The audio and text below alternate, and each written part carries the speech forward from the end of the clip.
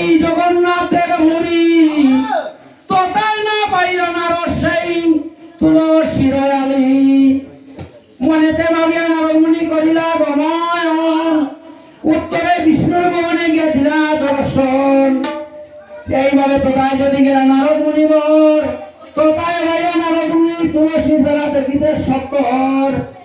তা দেখিয়া নারদমুনি হরষিত মন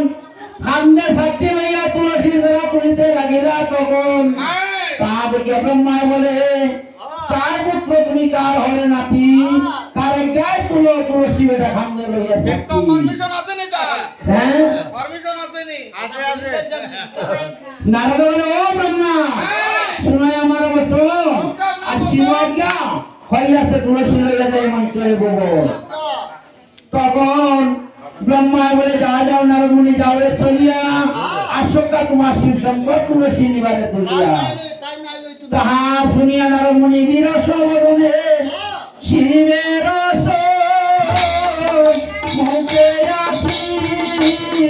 বলিলা গোপনে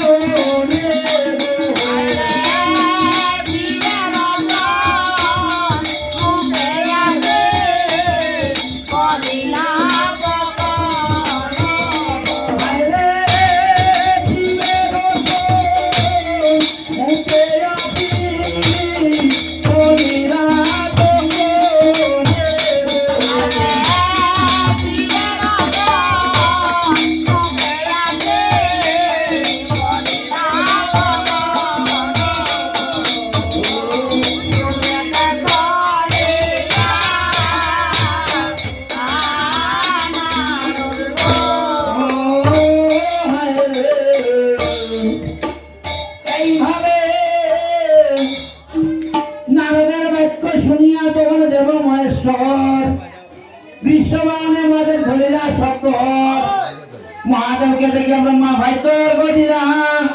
মৃত্যুর কুশলবার্তা জিজ্ঞাসা করিলা তখন শিব বলে শুনো ব্রহ্মায় আমার বচন আজ তো বল তুলসী দেহ লইয়া দে মঞ্চ ভুবন সকল পুষ্পে আছে ব্রহ্মা ওই মঞ্চ ভুবনে তুলসী বিহনে দেব দেবীর বোঝাও মৃত্যুলোকে হইবে কেমনে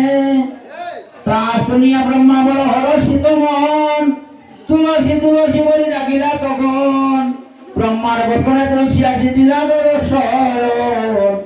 বলিতে লাগিলা ব্রহ্মায় আবার তুলসী বচন ব্রহ্মায় বলে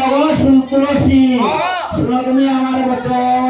আর শিবের সহিত দাও তুমি মঞ্চয়ে ভুবন তা শুনিয়া তুলসী দেবী জড়াইতে না রেহিয়া ব্রহ্মায় বলে দরিয়া কান্দে হুঙ্কার